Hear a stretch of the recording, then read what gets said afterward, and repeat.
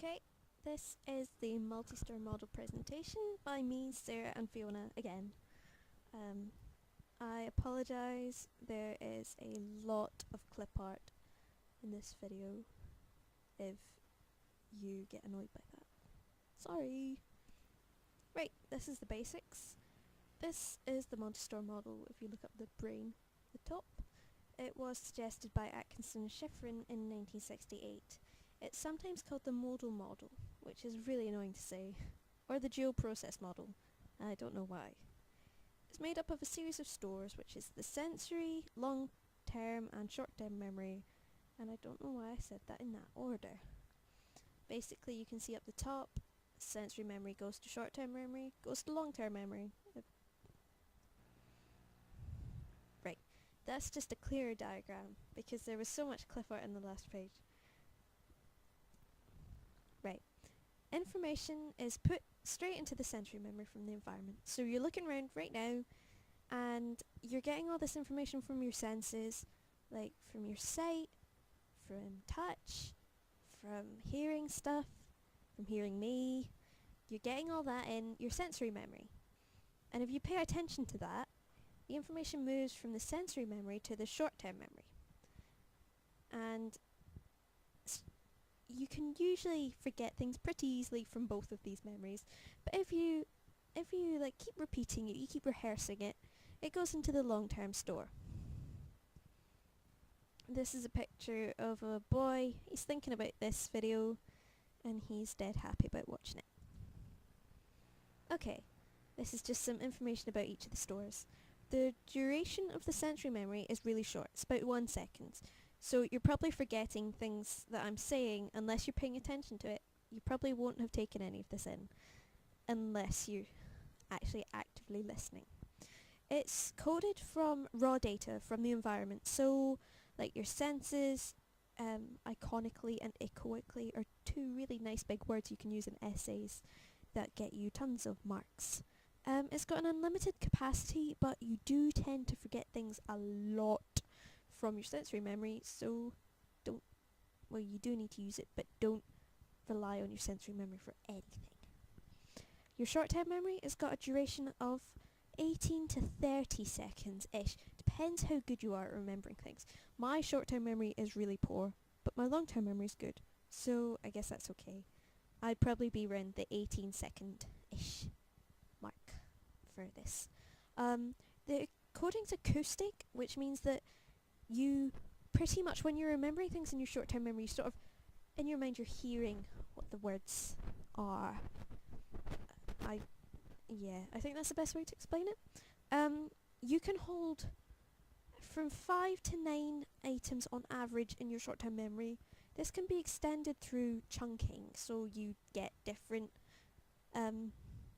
pieces of information, you put them together. Like a telephone number, you could separate it into 3, and then that's easier to remember than, say, all the different numbers combined. Right. And then there's long-term memory. The duration of the long-term memory is unlimited. You probably think about this, and like you can probably remember things from when you were children, like when you were 3, 4, maybe, your first day of school. I mean, if you think about that compared to the age you are now, it's a pretty long memory. The coding's semantic, which means you give meanings to your memories. Like your first day of school, it's probably got quite a lot of meaning for you because it's probably the first day of school's not fun, bad times. So you probably didn't enjoy it, or if you did, congratulations. The capacity of the long-term memory is unlimited. You can remember so much stuff, but a lot of it you can't actually retrieve. Okay, there are some supporting investigations for all of these different stores to make the model valid.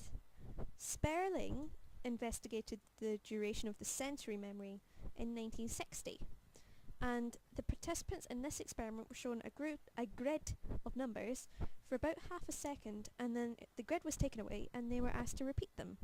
And even while repeating them, the participants were forgetting most of the numbers or letters.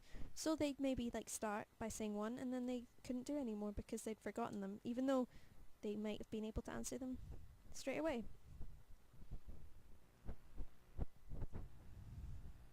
Okay, so there's more supporting investigations for the short-term memory this time. Conrad in 1964 found that short-term memory is coded acoustically.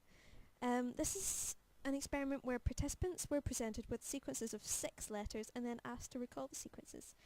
And Conrad basically found that if you had a list of 6 letters that sounded different, like D, and O, and Q, and K, that kind of thing, it was really easy to remember them compared to if you had a list with like P, D, T, E, because your short-term memory was getting really confused with the similar sounds. Peterson and Peterson in 1959 discovered the duration of the short-term memory is about 20 seconds unless you carry out rehearsal. Participants were given trigrams, which is like 3 letters, and then they had to remember them, but so they didn't rehearse the information and spoil the experiment, they were given a random number and asked to count backwards in 3s or 4s from it. So say they got like 650, it would go back to 647, 644, etc. I'm not going to do any more because I can't count that well. And then they saw a red light appear after like a certain time. And they found that the longer the delay, the less trigrams were recalled correctly.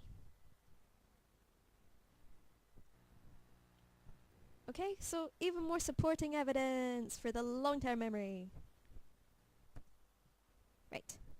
Barak et al. In 1975 carried out investigations into the duration of the long-term memory this time, and he showed old yearbook photos to people who had graduated up to 50 years ago. And these graduates could still name their classmates, and showing the long-term memory is pretty much unlimited. To be honest, I probably couldn't name a lot of my classmates from primary school. Badley in 1966 found the long-term memory is coded mainly semantically. That's a spinning book. Right, thank you for watching. That's pretty much the multi-storm model really fast. Bye!